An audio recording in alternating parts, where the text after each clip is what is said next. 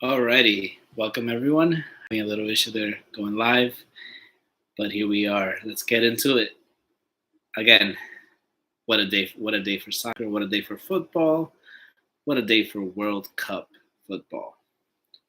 Starting off with England, right? We have England against Iran or Iran. Straight off the bat, we have Jude Bellingham. Jude at 35 minutes making his first World Cup goal and one for the books. That was.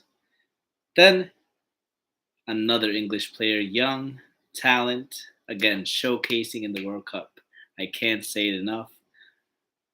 Saka, or full name Bukayo Saka, with 2 goals.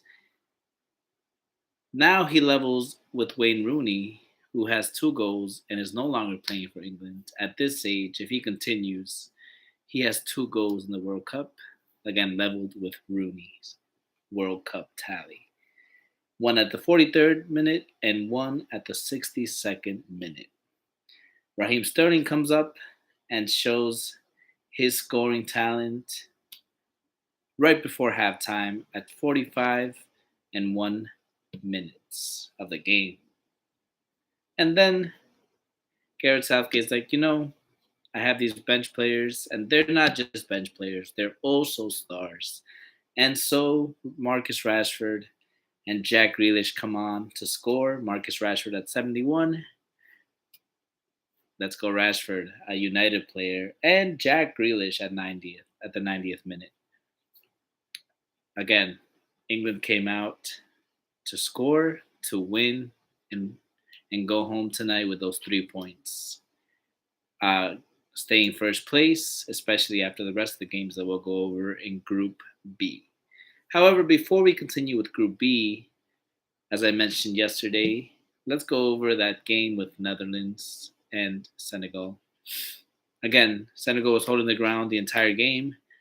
Um, Somewhere along the line, they lost their footing, mistakes were made, and Netherlands got the better of them, coming away with a 2-0 or 2-0 result for that game. We have Cody with the first goal at the 84th minute again. Towards the end is where Senegal couldn't keep that clean sheet. Mendy with the mistake of going behind Cody, and Cody with the header at the 84th minute and resulting in the first goal. The second goal by Davi at the 90th and 9th minute. Now let's talk about these stoppage times, right?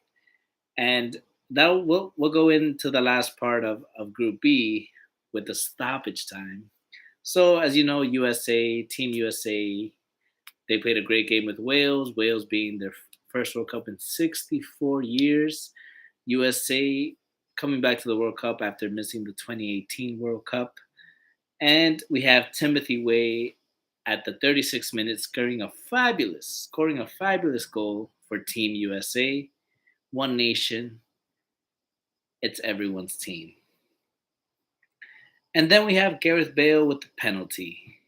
The penalty was called at the 82nd minute for Wales, and Gareth Bale showed up, put the ball behind the net, and it leveled it for Wales.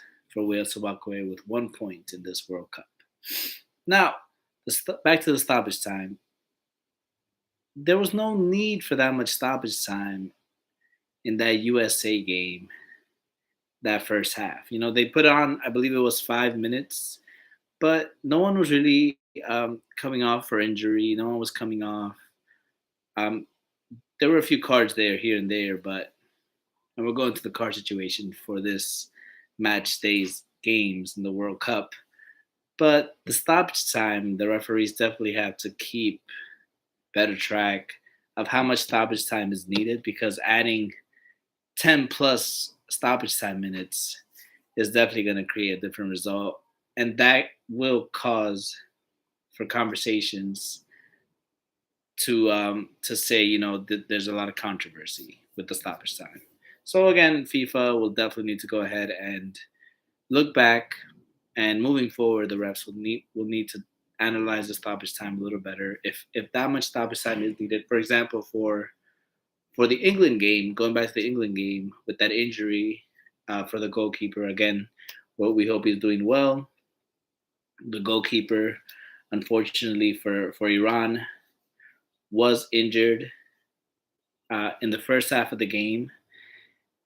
He suffered again hit to the nose area, head region, and again he had to come off due to that again for protocol reasons and to keep the players safe.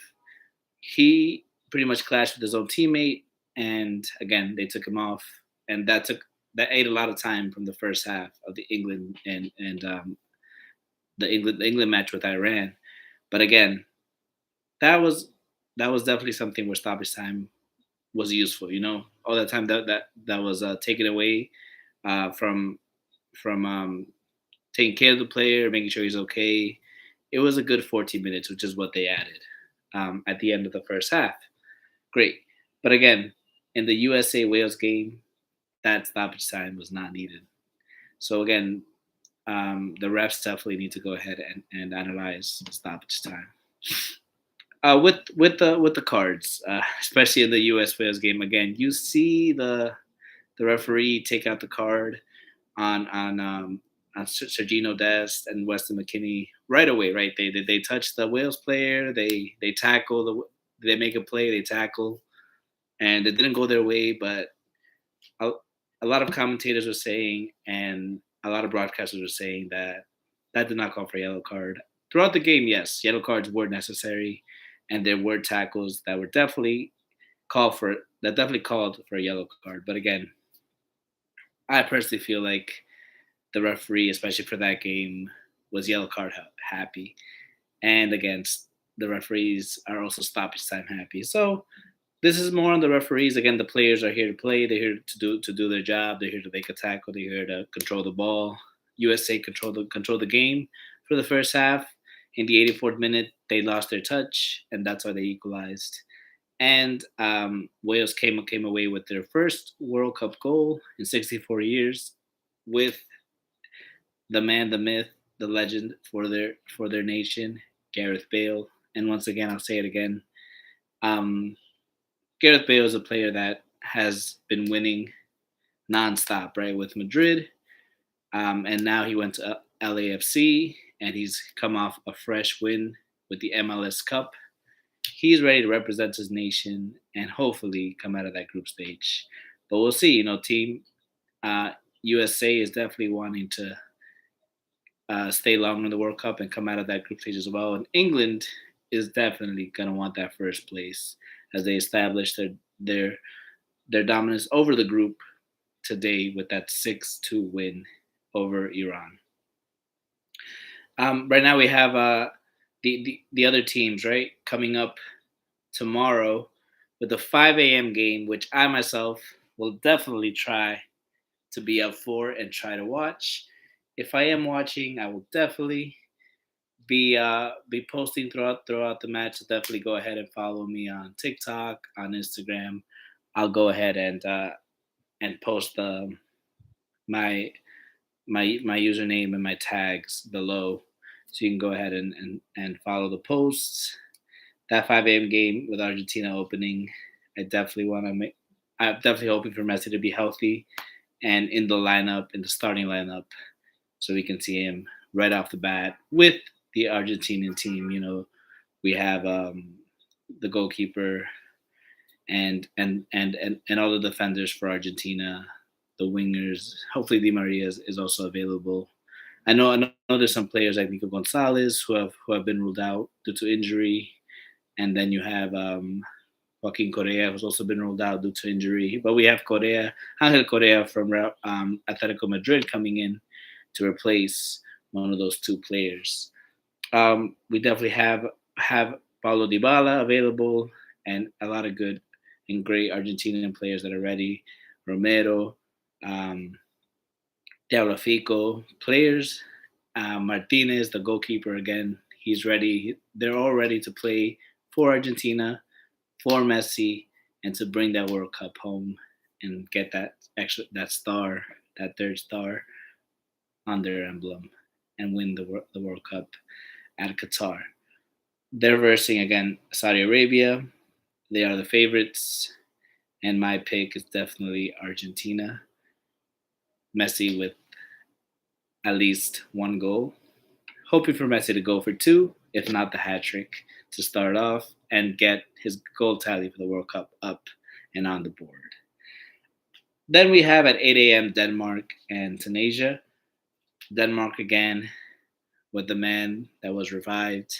I remember watching that game, that Euro game um, in the summer, last summer, not this summer, but last summer, and watching him,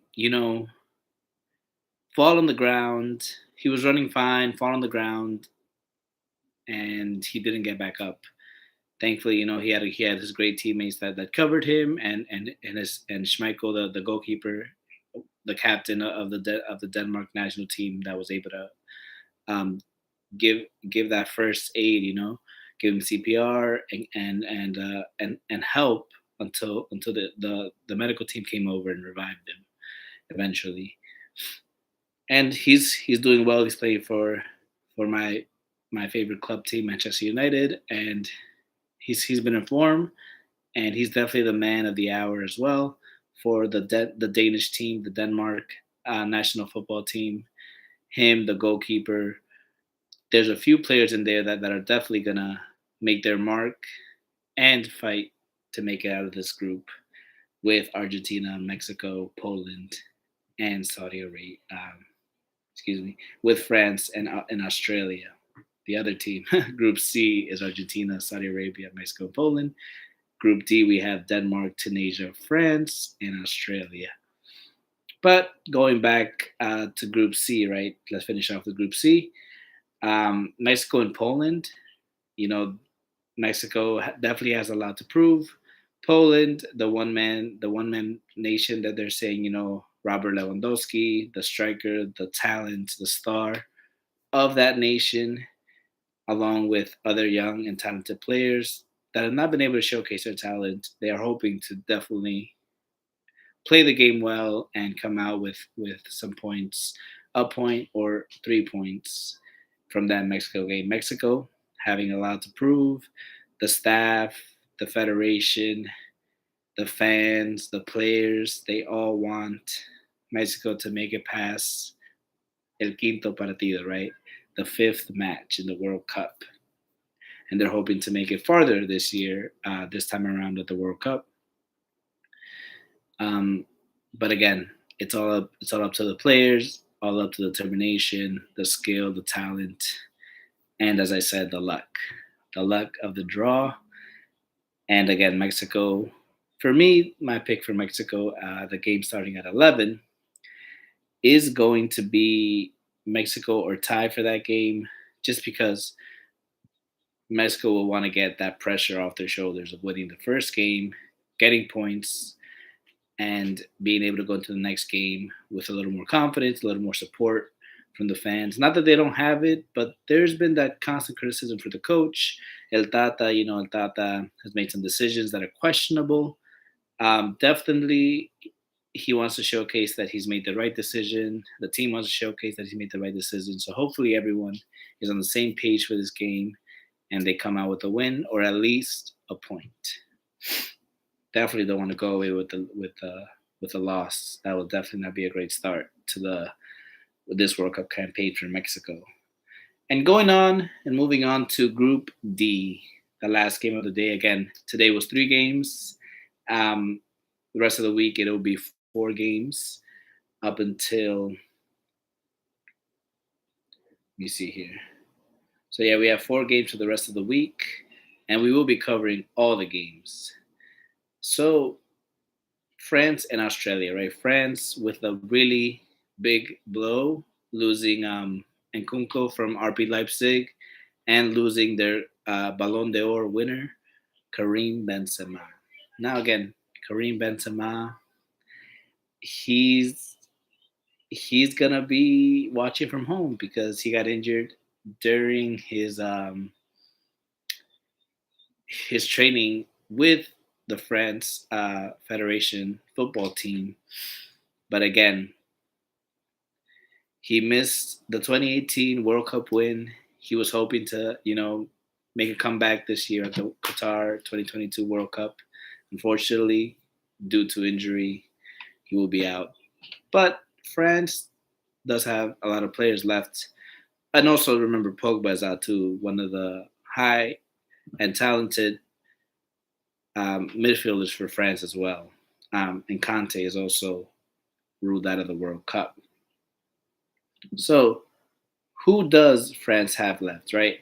Of, of course, they have their young talent, Mbappe, Kylian Mbappe, playing for PSG, and that's one of their main pawns and main stars that helped them win that World Cup 4 years ago over in Russia, right?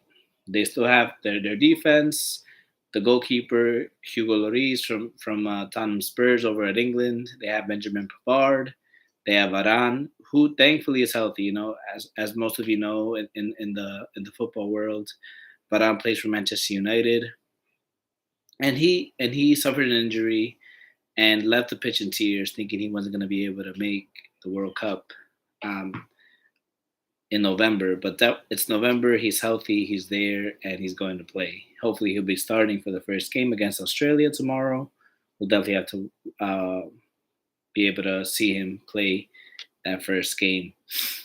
Then we have Theo Hernandez, Lucas Hernandez. We have Adrian Rabiot. We have Antoine Griezmann, of course, the Frenchman. Oliver Giroud, a striker, the number 9. Osuma Dembele, hoping he stays healthy. And Kingsley Coman, the man from Bayern, right? Kingsley Coman, again, showcasing his talent at the World Cup and being able to play for the France football team. So my pick for that is France comes out with the win. Being that Australia doesn't go ahead and come out with the upset, with their goalkeeper Matthew Ryan, consistent in World Cups, a veteran to say the least. Then we have a few players in the Australia team, that they could definitely show up for them. For example, we have the veteran Matthew Lackey, we have Jamie McLaren at 29, we have Mitchell Duke at 31, another veteran. But again, these players are at their prime. And lastly, Jason Cummings at 27, in in his prime stage to be able to go ahead and maybe provide that upset and continue on that trend, where the winning team does not make it past the group stage. In this case, I feel like France is in a group that they can make it out with Denmark.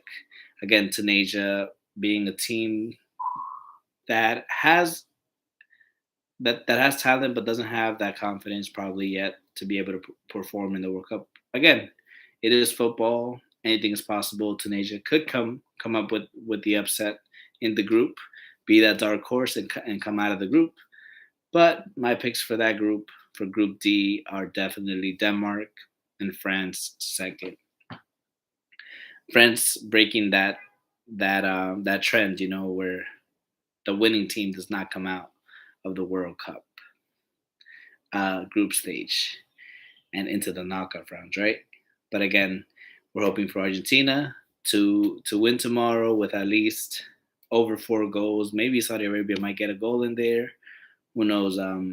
If if the defense of Argentina lets up, Saudi Arabia may get it in and may get a goal, an honorable goal.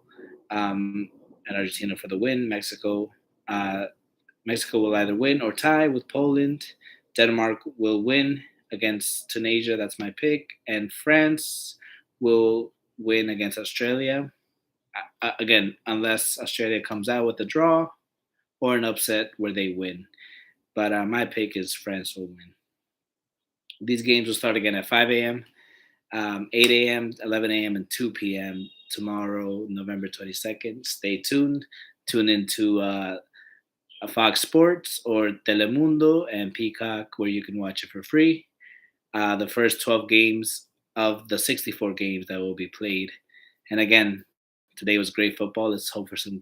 Let's hope that this continues. That we get even better football, even better games with more excitement, with more goals, and with the thrill, the rush, and the beautiful game that it is football. Thank you all for watching. Once again, like, comment, and share. And if you haven't subscribed yet, don't forget to subscribe. Hit that subscribe button. We'll be following along with all the games day in and day out for the next 28 days. And again, a host will be coming on here and there. So do expect a host again. Sorry, a guest. I'm sorry. I am your host, Ruben. But a guest will be coming on. And enjoy the show, enjoy the podcast. Leave any comments below. Anything you feel that could be done better, said better, any stats that you want to see more of. Maybe you want to see more like saves from the defense, more tackles, the possessions. Go ahead and drop a comment. Go ahead and drop a like. Thank you all for watching. Thank you for your time. Everyone, enjoy the rest of your day and take care. This is the Winter Wonder Cup, and this is your host Ruben signing off. Thank you all.